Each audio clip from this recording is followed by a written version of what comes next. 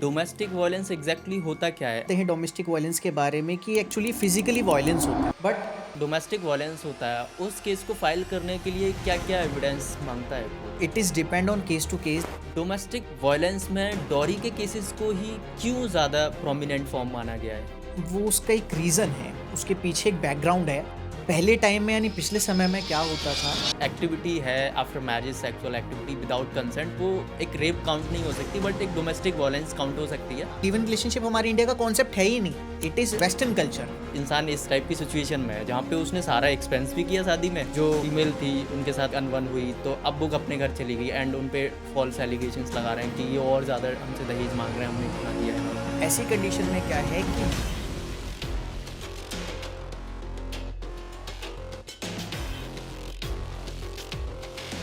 नमस्कार दोस्तों, welcome to legal lab, जहां हम रियल लाइफ लीगल चैलेंजेस को एक्सप्लोर करते हैं एंड एक्सपर्ट लीगल माइंड्स के साथ उनके सॉल्यूशंस डिस्कस करते हैं। मैं हूं आपका होस्ट दिनेश कुमार और आज हमारे साथ हैं एडवोकेट अमान जी। सो अमान जी, आप हमारे व्यूअर्स को थोड़ा अपने बारे में बताएं। मैं एक प्रैक्टिसिंग एडवोकेट हूँ जो कि दिल्ली डिस्ट्रिक्ट कोर्ट्स में एंड हाई कोर्ट्स में जो है वो एक्चुअली मेरी प्रैक्टिस है। सो आज हम डिस्कस करने वाले हैं अमान जी के साथ मिलकर डोमेस्टिक वायलेंस के बारे में, जिसमें हम डिस्कस करेंगे एग्जैक्टली डोमेस्टिक वायलेंस होता क्या है एंड इसके अंदर किस टाइप के ऑफेंसेस और वायलेंसेस काउंट होते हैं एंड और भी बहुत सारे real life cases and practical solutions के बारे में। अमान जी, मेरा पहला क्वेश्चन ये है कि डोमेस्टिक वायलेंस एग्जैक्टली होता क्या है, आप बताएंगे? देखिए, सबसे पहले अगर हम डोमेस्टिक वायलेंस की बात करें, आजकल जो कि मैट्रिमोनियल लाइफ्स में बहुत ज़्यादा देखा जा रहा है, तो ज़्यादातर लोग ये क्या जानते हैं डोमेस्टिक वायलेंस के बारे में कि एक्चुअली फिजिकली वायलेंस होता है। बट डोमेस्टिक वायलेंस के अंदर बहुत सारी चीज़ें आती हैं, जैसे कि फिजिकल तो होता ही है, एक्चुअली ये मेंटल वायलेंस भी होता है एक तरीके से, छोटी मोटी बातों के लिए टॉर्चर करना, टोंट करना। ठीक है, तो ये सारी चीज़ें ही डोमेस्टिक वायलेंस के अंडर कवर करी जाती हैं। अगर कोई मेंटली भी किसी को टॉर्चर कर रहा है तो वो भी एक डोमेस्टिक वायलेंस में काउंट होता है। Yes, obviously.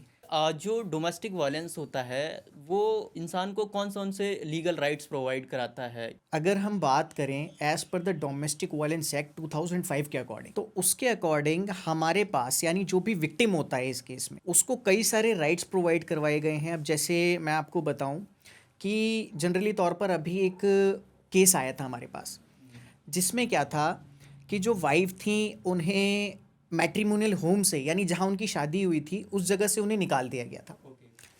उसके बाद क्या होता है कि वो आते हैं हमारे पास, तो उनका कहना ये था कि मुझे घर से निकाल दिया है, तो ऐसे में क्या लीगल राइट्स हैं। तो as per the domestic violence act आपको एक राइट ये प्रोवाइड करवाता है विक्टिम को कि अगर जो वाइफ है, इस केस में जनरली तौर पर हम डोमेस्टिक वायलेंस में वाइफ के बारे में ही बात करते हैं, तो अगर वाइफ को निकाल दिया जाता है कोई भी वायलेंस कर कर, मेंटली हो फिजिकली हो, तो ऐसी कंडीशन में क्या होता है कि शेयर हाउस होल्ड का राइट वो ले सकती हैं।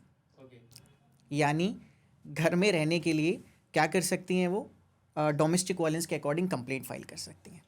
सो बेसिकली हम कह सकते हैं कि अगर कोई पर्सन फैमिली मेम्बर है, मे बी वाइफ हो सकती है, कोई भी हो सकता है, बट उसको आप निकाल नहीं सकते, उसको शेयर्ड होम का राइट होता है। बिल्कुल बिल्कुल बिल्कुल। अच्छा, अगर कोई पर्सन डोमेस्टिक वायलेंस का केस फाइल करना चाहता है तो उसका प्रोसेस क्या होता है, एग्जैक्ट फर्स्ट स्टेप क्या होगा? देखिए, ये एक बहुत ही अच्छा क्वेश्चन है, बिकॉज क्या होता है जनरली तौर पर लोगों को ये पता नहीं होता कि किस तरीके से हम केस फाइल कर सकते हैं। अक्सर वुमेंस क्या करती हैं, डायरेक्ट पुलिस स्टेशन चली जाती हैं और वहाँ पर एक कंप्लेंट दे देती हैं छोटी सी, और ये सोचती हैं कि उनके ऊपर कोई भी इन्वेस्टिगेशन हो जाएगी उनके केस के रिगार्डिंग। बट पुलिस वाले किसी भी तरीके की इन्वेस्टिगेशन करते नहीं हैं इस केस में। जनरली तौर पर क्या होता है कि जब भी अगर डोमेस्टिक वायलेंस का इंसिडेंट अगर किसी भी महिला के साथ हो रहा है, ठीक है, कोई भी हो चाहे वो, तो ऐसी कंडीशन में उसे पुलिस स्टेशन जाने की बजाय क्या करना चाहिए, उसे अपने एक एडवोकेट के थ्रू क्या करना चाहिए, कोर्ट में कंप्लेंट फाइल करवानी चाहिए, बिकॉज ये इजी वे है और इन्वेस्टिगेशन भी इसमें प्रॉपर वे से हो सकती है। सो आप सजेस्ट करेंगे कि अगर कोई डोमेस्टिक वायलेंस के इश्यूज फेस कर रहा है ना, तो rather than going to the police station, वो में एडवोकेट के साथ कंसल्ट करके एंड देन अगर कोर्ट में केस फाइल करता है तो वहाँ पे इन्वेस्टिगेशन प्रॉपर होगी एंड वो एक इजी प्रोसेस है। यस, ऑब्वियसली ये इजी प्रोसेस है और बहुत ही ज़्यादा हेल्पफुल रहेगा अगर विक्टिम अगर इस केस में कोई भी है उसके लिए। अगर कोई पर्सन डोमेस्टिक वायलेंस के केस में वो कोर्ट के थ्रू केस फाइल करता है तो उसके क्या स्टेप्स रहेंगे, आप एक बार बताएंगे हमारी ऑडियंस को? देखिए, सबसे पहले क्या होता है जनरली तौर पर आपको बताऊं कि जब भी कोई भी कंप्लेंट फाइल होती है, ठीक है, वुमन के द्वारा कोई भी कंप्लेंट कोर्ट में फाइल करी जाती है, सबसे पहले तो एक पिटिशन तैयार की जाती है। उसके बाद उस पिटिशन को कोर्ट में फाइल करा जाता है। जो भी फैक्ट्स होते हैं, एज पर द फैक्ट्स जो भी होते हैं उसके अकॉर्डिंग फाइल करा जाता है। उसके बाद कोर्ट ऑर्डर करती है अपोजिट पार्टी को, जो कि एडवर्स पार्टी है, कि वो कोर्ट में प्रेजेंट हो। कोर्ट में प्रेजेंट होने के बाद हियरिंग्स चलती है, रिटन स्टेटमेंट आती है, यानी रिप्लाई आता है अपोजिट पार्टी का। तो ऐसे प्रोसीडिंग्स चलती है। देन एविडेंस की बारी आती है, ठीक है। देन क्रॉस एग्जामिनेशन होता है।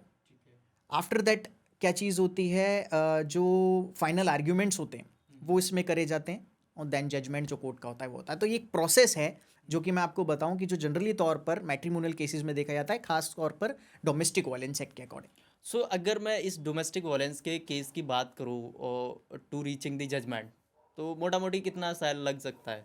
जनरली तौर पर ये क्वेश्चंस बहुत ज़्यादा क्लाइंट्स के द्वारा पूछा जाता है। मैं आपको बताऊं कि ये कहना थोड़ा डिफ़िकल्ट हो जाता है हमारे लिए, बिकॉज रीज़न क्या है कि केस टू केस डिपेंड करता है। जनरली तौर पर क्या होता है, केस की सिचुएशन क्या होती है कि कई बार क्या होता है, अपोजिट पार्टी आती ही नहीं है कोर्ट में। तो ऐसी कंडीशन में क्या होता है, कोर्ट वन साइडेड प्रोसीडिंग्स चलाता है कोर्ट में, तो वो जल्दी भी ख़त्म हो सकती है, ठीक है। और कई बार क्या होता है कि कोर्ट में आप जैसे जनरल तौर पर देखते हैं कि डेट्स भी लगती हैं, ठीक है। तो कई बार केस लंबा भी खिंच जाता है। वही बात है कि it is depend on case. अगर मैं एवरेज टाइम की बात करूँ तो कितना लग सकता है? 3 साल, 4 साल, या 1-2? अप्रॉक्सीमेटली आप ये मान के चलिए कि 2 से 3 साल।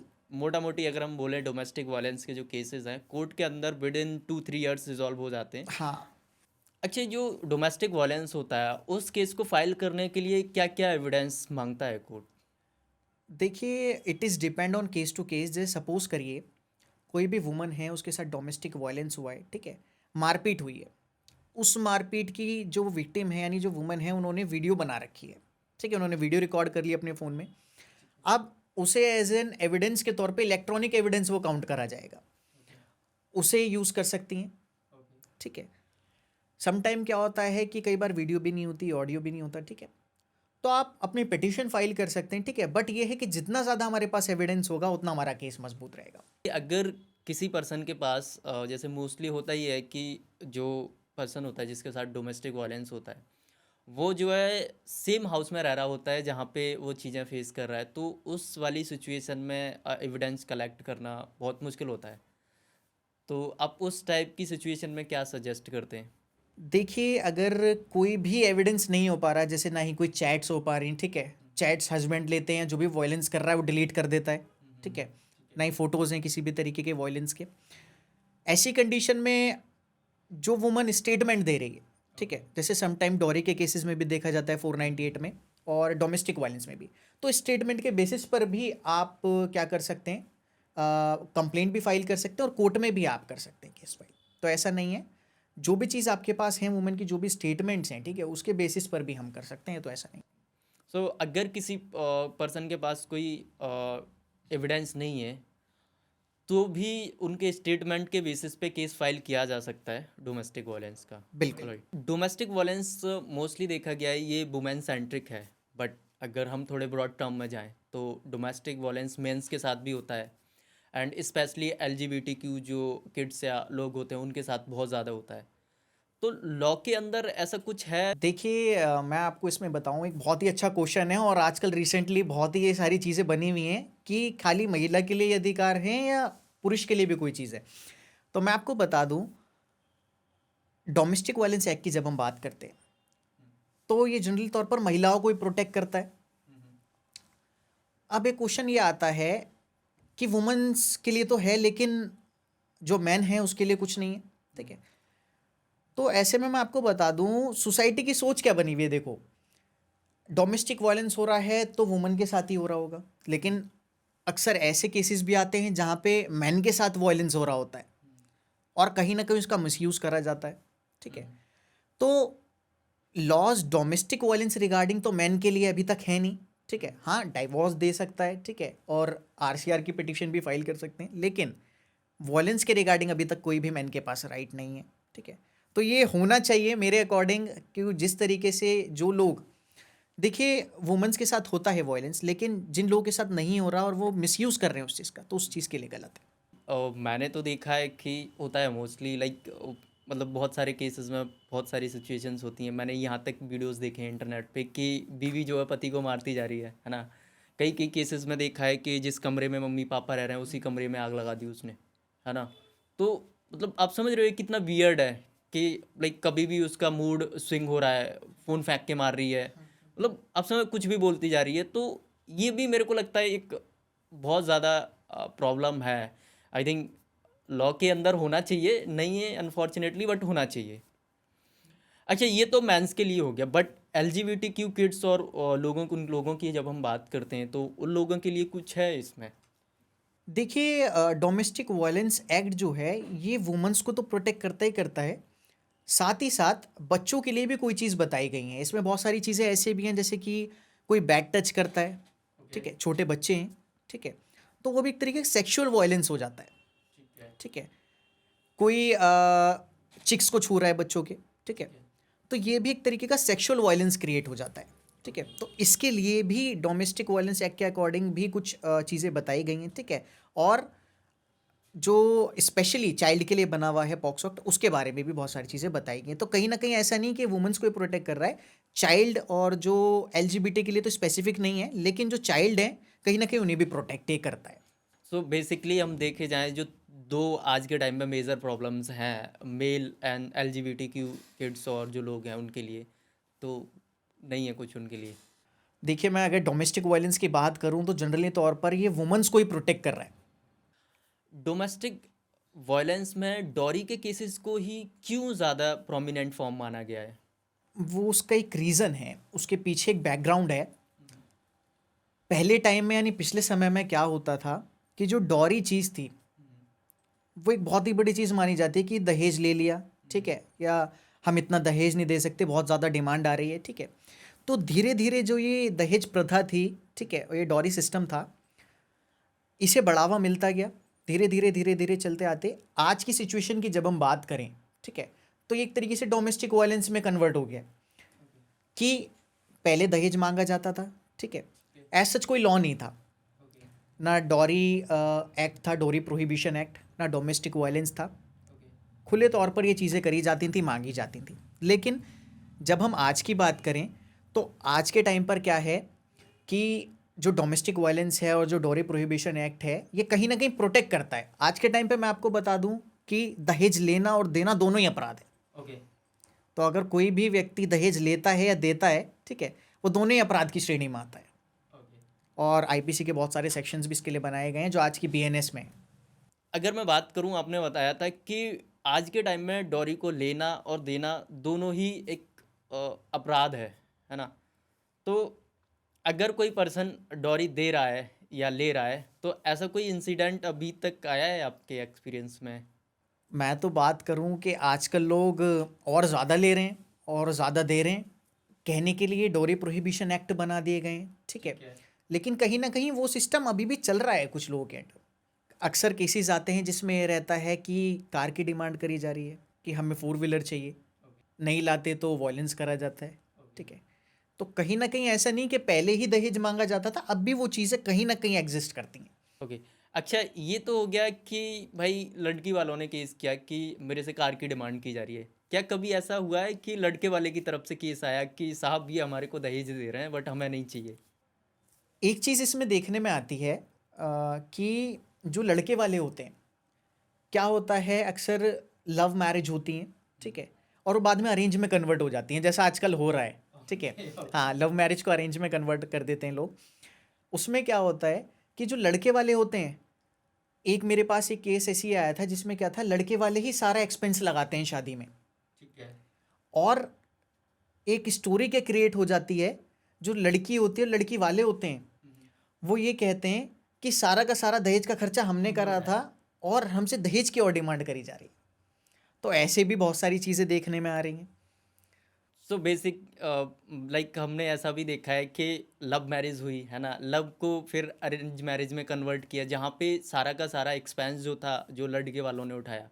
बट ओवर द टाइम जब दोनों में जब नहीं बनती है, अनबन होती है, तो बाद में जाके बोला जाता है कि ये सारा पैसा हमने लगाया था एंड हमसे और दहेज की और डिमांड की जा डिमांड रही है। करी जा रही है।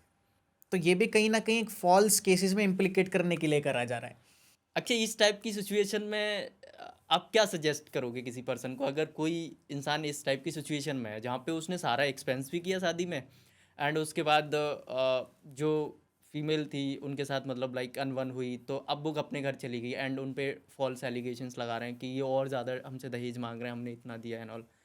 आप क्या सजेस्ट करोगे उस चीज़ में? मैं एक चीज़ इसमें सजेस्ट करना चाहूँगा कि अगर ऐसी सिचुएशन है जहाँ पे सारा एक्सपेंस जो लड़के वाले हैं, ठीक है। ठीक है, यानी जो मेल की साइड से हैं वो एक्सपेंस सारा खर्च कर रहे हैं, ऐसी कंडीशन में क्या है कि जो भी वो सामान परचेज कर रहे हैं, ठीक है, चाहे वो कोई भी हाउस होल्ड का सामान हो, ठीक है, कोई भी लग्जरियस सामान हो, उसके जो बिल्स हैं ठीक है। वो अपने पास ज़रूर रखें।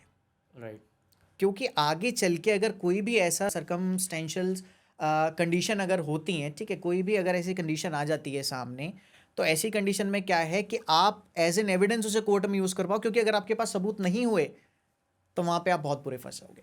सो गाइज, बहुत ध्यान देने की बात है, बहुत इंपॉर्टेंट बात है कि लव मैरिज नहीं, कोई भी अरेंज मैरिज सही, जहाँ पे आप सारे एक्सपेंस कर रहे हो, एंड वहाँ पे आपको ये स्टार्टिंग से ध्यान रखना है कि जो भी आप एक्सपेंस कर रहे हो उसके सारे इन्वॉइसेस, उसके सारे बिल्स आप कलेक्ट करके रखें प्रॉपरली, ताकि इन फ्यूचर अगर कोई डिस्प्यूट होता है तो आप उनको एज अ एविडेंस शो कर सको कोर्ट को। बहुत सारे केसेस में देखा है मैंने कि जो वुमेंस की ज्वेलरी होती है उसको लेके भी बहुत सारे डिस्प्यूट्स होते हैं। तो आप थोड़ा सा एक्सप्लोर करेंगे कि किस टाइप के डिस्प्यूट्स आते हैं ज्वेलरी को लेके? जनरली तौर पर जो डिस्प्यूट रहते हैं, वाइफ की तरफ से एलिगेशंस होते हैं कि जब उनकी शादी हुई, ठीक है, उस टाइम पे जो भी दिया गया था, जो भी ज्वेलरी दी गई थी, वो एक तरीके से स्त्रीधन कहलाती है वुमन की, ठीक है। अब जो भी उसे दी गई थी, शादी के एक हफ्ते बाद, 2 हफ्ते बाद उससे वो ले ली जाती है कि मुझे आप दे दो, पेरेंट्स इन लॉ के द्वारा, हस्बैंड के द्वारा, ठीक है। तो ऐसी कंडीशन में क्या करें, मैं आपको एक इसका रास्ता बता देता हूँ। जो भी वाइफ्स हैं, अगर आपको ऐसा लगता है कि कहीं ना कहीं आपकी ज्वेलरी या तो जाने वाली है, ठीक है, या आपसे लेने वाले हैं, मैं ये कह रहा हूँ कि आप उसे पहले ही अपने पास सिक्योर करके रख लें, यानी उन चीज़ों को आप आगे ना दें। बिकॉज रीज़न ये है कि अगर वो चीज़ चली जाती है, ठीक है, और अगर वो बेच दी जाती है, तो कहीं ना कहीं बहुत डिफिकल्ट हो जाता है उस चीज़ को रिकवर करना। तो बेसिकली एक कहावत है कि हाथी के मुंह में गन्ना जाने के बाद उसे निकालना बहुत मुश्किल है। बिल्कुल बिल्कुल बिल्कुल। सो सजेशन यही है कि जिस टाइम पे ये ली जा रही है या दी जा रही है, तो आप कोशिश करें कि आप ना दें, ताकि आगे चल के वो चैलेंज आए ही ना। बहुत सारे केसेस में ऐसा भी होता होगा कि आपने बताया ये स्त्री धन है ना, तो लड़कियों के पास होती है बट लड़की झूठ बोल रही है कि मेरे पास नहीं है। मैं आपको एक इंसिडेंट बताता हूँ इसके रिगार्डिंग।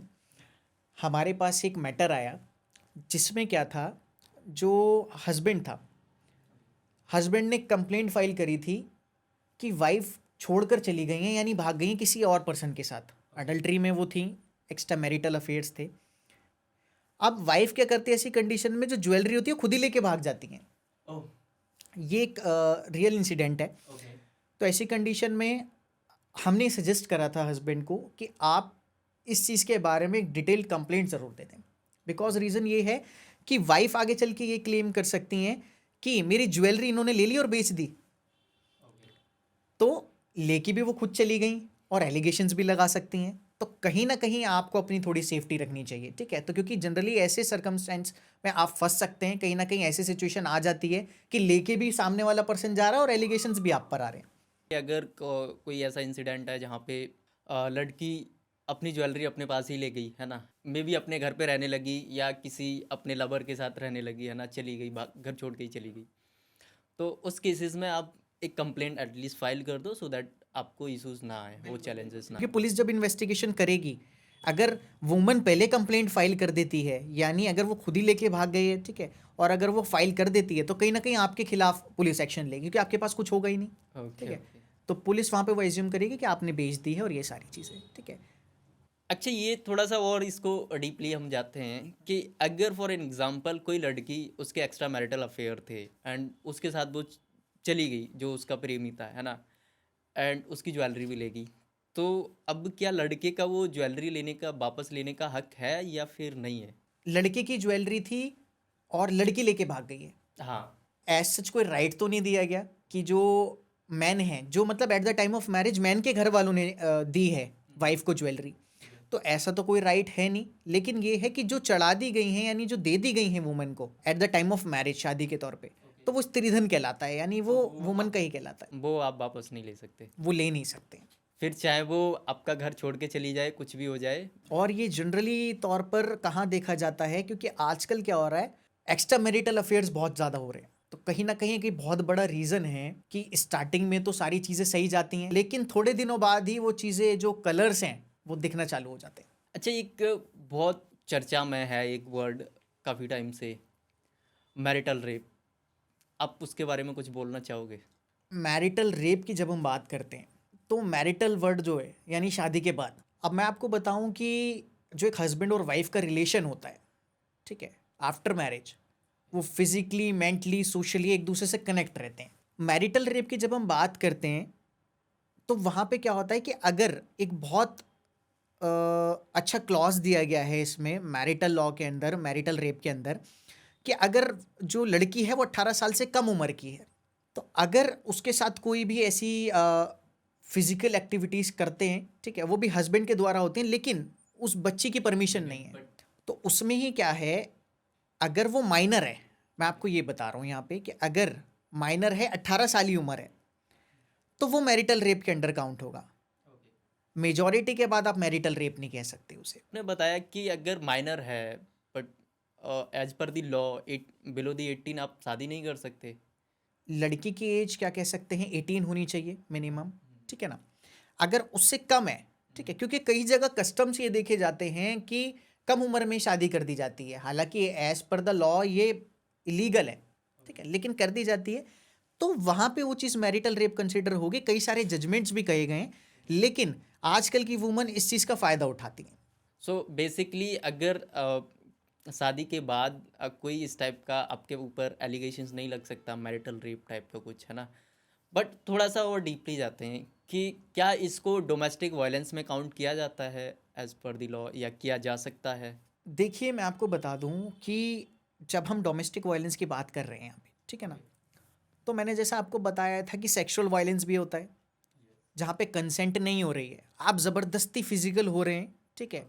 जैसे समटाइम क्या होता है, लव मैरिज को अरेंज मैरिज करवा दिया, ठीक है, या अरेंज मैरिज ही थी, ठीक है, फैमिली की मर्जी से थी, फैमिली कंसेंट थी, लेकिन लड़की या लड़की की कंसेंट नहीं थी, तो ऐसी कंडीशन में अगर ज़बरदस्ती इंटीमेट हुआ जा रहा है, सेक्सुअल एक्टिविटीज़ करी जा रही हैं पार्टनर के साथ, ठीक है, तो कहीं ना कहीं अगर वो कंसेंट नहीं है उसकी, तो कहीं ना कहीं वो रेप तो नहीं माना जाएगा बिकॉज मैरिड है, ठीक है, लेकिन कहीं ना कहीं वो वायलेंस माना जा सकता है। सो बेसिकली जो एक्टिविटी है after marriage, sexual activity without consent, वो एक रेप काउंट नहीं हो सकती, बट एक डोमेस्टिक वायलेंस काउंट हो सकती है। और जनरली तौर पर इसमें हस्बैंड या वाइफ डाइवोर्स के लिए भी पिटीशन फाइल कर देते हैं, बिकॉज क्या है कि वो एक तरीके से सोचते हैं कि हमारे साथ क्रूएलिटी है, जब हमारी कंसेंट ही नहीं है, तो ऐसी कंडीशन में क्या है कि हमारे लिए क्रूएलिटी और इसके ग्राउंड पे हमें डाइवोर्स दिया जाए। तो एज पर आपके पॉइंट ऑफ व्यू, आपको लगता है कि हिंदुस्तान के अंदर डोमेस्टिक वायलेंस जो लॉ है उसके अंदर कुछ चेंजेस की ज़रूरत है?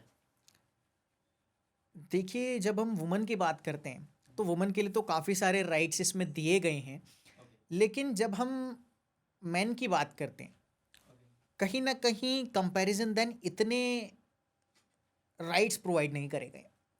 तो अगर इन फ्यूचर किसी भी तरीके का अमेंडमेंट होता है, ठीक है, या कोई न्यू लॉ पार्लियामेंट के द्वारा बनाया जाता है, कोई भी न्यू लॉ इम्प्लीमेंट होता है, तो उसमें कहीं ना कहीं मैन को भी कंसिडर करके लॉज बनने चाहिए, क्योंकि ऐसा नहीं कि वॉयलेंस खाली वुमन के साथ ही हो रहा है, कहीं ना कहीं मैन के साथ भी वॉयलेंस हो रहा है। अच्छा, ये तो हो गया शादी के बाद का पार्ट। अभी थोड़ा सा शादी से पहले की बात करते हैं हम। आजकल के जो रिलेशंस आज चल रहे हैं, है ना, लिव इन रिलेशनशिप बहुत ट्रेंडिंग में है ना, लोग रह रहे हैं। तो उस टाइप की जब कोई एक साथ रह रहा है तो नो डाउट वहाँ पे भी वायलेंसेस होते होंगे, है ना। मेल्स के साथ भी होते होंगे, फीमेल्स के साथ भी होते होंगे, तो वहाँ पे भी क्या राइट्स हैं, लॉ क्या बोल? मैं एक चीज़ स्पेसिफिकली तौर पर सभी को बताना चाहता हूँ जो कि यंग जनरेशन है, ठीक है, क्योंकि आजकल लिव इन में रहना कॉमन हो गया है तो वेस्टर्न कल्चर, लेकिन हमारे इंडिया में भी फॉलो करा जा रहा है। तो ऐसी कंडीशन में एक रास्ता आपको बता दूं, इन फ्यूचर आप किसी भी तरीके के केसेस में इन्वॉल्व ना हो, ठीक है, तो जब भी एज पर द लॉ तो लिव इन रिलेशनशिप को लीगल माना नहीं गया है, ठीक है, क्योंकि लॉ उसके बारे में कुछ कहता नहीं। लेकिन आप जब भी लिव इन रिलेशनशिप के अंदर आ रहे हैं तो आप एक एग्रीमेंट जरूर बनवा लें लिव इन रिलेशनशिप का, जिसमें कुछ टर्म्स एंड कंडीशंस आप जरूर डलवा लें कि अगर कोई भी इंसिडेंट होता है, जैसे सपोज करिए कुछ केसेस में ऐसा भी होता है कि लिव इन रिलेशनशिप में क्या होता है, जनरली तौर पर जो बच्चा होता है, ठीक है, वो भी हो जाता है उस केसेस में, ठीक है, और कहीं ना कहीं उसकी कस्टडी की और उसके मेंटेनेंस की बात आ जाती है वहाँ पे। तो कहीं ना कहीं आप अगर कहीं ना कहीं लिव इन रिलेशनशिप में आ रहे हो तो ऐसी कंडीशन में कुछ चीज़ें आप पहले ही कंसिडर करके चलो कि आगे चल के किसी भी तरीके के फॉल्स इंप्लीकेशन कोई ना किसी पे लगा पाए। सो हम देखें कि अगर कोई पर्सन लिव इन रिलेशनशिप में जा रहा है, तो जो जा रहा है ना, जाने से पहले एक बार एक एग्रीमेंट जरूर करा ले और उसके अंदर कुछ टर्म्स एंड कंडीशंस जरूर इन्वॉल्व करा ले, सो दैट इन फ्यूचर उसको कोई प्रॉब्लम्स ना हो एंड इन फ्यूचर कोई डिस्प्यूट्स ना हो। बिकॉज आप रिलेशनशिप में रह रहे हो तो कुछ भी हो सकता है ना। बिकॉज मैं आपको एक चीज़ बताता हूँ कि अगर वुमन किसी मैन के साथ लिव इन रिलेशनशिप में रह रही है और ऐसी कंडीशन में अगर उन्हें लंबे समय तक वो साथ रह रहे हैं, 2 साल हो गए, 3 साल हो गए, तो ऐसी कंडीशन में वो एक मैरिड हस्बैंड और वाइफ की तरह ही कहलाएंगे लिव इन रिलेशनशिप में। तो ऐसी कंडीशन में क्या है कि वो मेंटेनेंस के लिए भी क्लेम कर सकते हैं। दैट्स वाई मैं ये कह रहा हूँ कि आगे चल के आप किसी भी तरीके की इन्वॉल्वमेंट ना हो कोई भी फॉल्स केसेस की, तो आप पहले ही इस चीज़ को कंसिडर करके चलें अगर आप किसी रिलेशन में आ रहे हैं तो। एक्चुअली यहाँ पे और थोड़ा सा आपने बताया कि वो अगर लंबे समय से रह रहे हैं तो वो एक मैरिड ही काउंट होंगे। तो इसमें कुछ लॉ का रूल है कि इतने साल तक आप रहे तो आप हस्बैंड वाइफ ही कहलाओगे? ऐसा कोई रूल नहीं? ऐसा ऐसा कोई रूल नहीं बनाया गया, बल्कि लिव इन रिलेशनशिप हमारे इंडिया का कॉन्सेप्ट है ही नहीं। Okay. It is western culture. But ये है कि आप जब भी किसी चीज़ को करते हैं तो कहीं ना कहीं कुछ सेफ्टी, कुछ प्रिकॉशंस लेने चाहिए। तो ओके। That's the reason. एक हाइपोथेटिकल सिचुएशन लेते हैं जहाँ पे क्या है, एक लड़का एक लड़की रिलेशनशिप में है ना, दोनों एक साथ रह रहे हैं एंड होता क्या है, ओवर द टाइम लड़की प्रेग्नेंट हो जाती है। अब लड़का दूर हट रहा है, वो कंटिन्यू नहीं करना चाहता। आप उस सिचुएशन में क्या सजेस्ट करोगे? देखिए, मैं एक चीज़ सजेस्ट करना चाहता हूँ कि जब भी आप रिलेशनशिप में इन्वॉल्व हो रहे हैं, ठीक है, तो आप कुछ टर्म्स एंड कंडीशंस पहले ही एक दूसरे से डिसाइड कर लें और वो रिटर्न फॉर्म में हो, यानी एक एग्रीमेंट होना चाहिए स्टार्टिंग में। क्योंकि एज एन प्रूफ आगे चल के अगर कोई भी एलिगेशन एक दूसरे पे कोई भी लगाता है, ठीक है, तो वो चीज़ होनी चाहिए। दूसरी बात ये कि अगर लड़का यहाँ यहाँ पे कहीं ना कहीं अवॉइड कर रहा है, बच रहा है, ठीक है, तो ऐसी कंडीशन में क्या है कि जो वुमन है उसके पास कई सारे राइट्स आ जाते हैं। वो बच्चे का मेंटेनेंस भी ले सकती है। दूसरी चीज़ कि कहीं ना कहीं फॉल्स केसेस में भी इम्प्लीमेंट हो सकते हैं, रेप के केसेस में भी इन्वॉल्वमेंट हो सकता है। तो कहीं ना कहीं सारी चीज़ें आती हैं। तो कहीं ना कहीं आप जब किसी भी रिलेशन में, किसी भी रिश्ते में अगर आप आ रहे हैं तो कहीं ना कहीं बहुत सोच समझ कर आएँ। अच्छा, इसी का जस्ट अपोजिट लेते हैं। प्रेग्नेंट लड़की हुई है ना, एंड अब क्या है, जैसे ही वो प्रेग्नेंट हुई, लड़की दूर हट रही है, वो कंटिन्यू नहीं करना चाहती, वो अबॉर्शन कराना चाहती है या वट जो भी है, बट लड़का नहीं चाहता। लड़का कह रहा है कि नहीं, मुझे ये चाहिए। तो अब क्या सजेस्ट करोगे उस चीज़ में? अगर वो चाइल्ड की कस्टडी अपना लेना चाहते हैं, ले सकते हैं, बट रीज़न ये है कि कहीं ना कहीं बात वही आ जाती है कि अगर रिलेशनशिप में कोई भी टर्म्स एंड कंडीशंस होंगी कि हम इतने साल तक साथ रहेंगे या हम इतने साल तक नहीं रहेंगे, अगर कोई भी बच्चा होता है तो उसकी जिम्मेदारी कौन लेगा? फॉर एन एग्जाम्पल, कोई एग्रीमेंट था ही नहीं, हम तो ऐसे ही म्यूचुअल कंसेंट से रहने लगे, अपनी म्यूचुअल अंडरस्टैंडिंग से रहने लगे। अब उस केस में क्या होगा? देखिए, वो चीज़ बहुत कॉम्प्लिकेटेड हो जाती है, क्योंकि कहीं ना कहीं एक दूसरे पे एलिगेशंस लगना चालू हो जाते हैं और फॉल्स एलिगेशंस यहाँ पर होते हैं। क्योंकि लड़का कहता है कि इसने कहीं ना कहीं एक्सटॉर्शन करा है, मेरे से पैसे लेते रहे, ठीक है, और उसका मिसयूज़ करते रहे। लड़की कहती है इसने मेरे साथ कहीं ना कहीं रेप किया है या सेक्सुअल हैरेस करा है, ठीक है। तो कहीं ना कहीं ये आरोप एक दूसरे पर लगते रहते हैं और जो कि आगे तक बहुत ही ज़्यादा ग्रेव हो जाते हैं। हम अगर एक बात करें कि होता क्या है कि अगर विदाउट एग्रीमेंट आप रह रहे हो और आगे चल के अगर डिस्प्यूट होता है तो वो एक दूसरे पे एलिगेशंस लगना शुरू हो जाते हैं, बिल्कुल। है ना।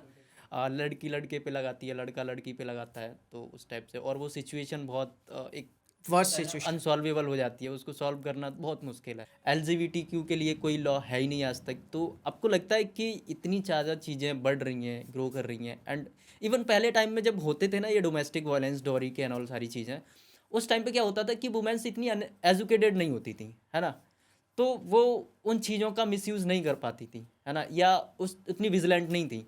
बट आज के टाइम पे ऑलमोस्ट मैं कहूँगा मतलब हर लड़की पढ़ रही है, एजुकेटेड है। एक दो ही होगी जो शायद, मतलब बहुत रेयर नंबर होगा जो शायद अनएजुकेटेड होंगे।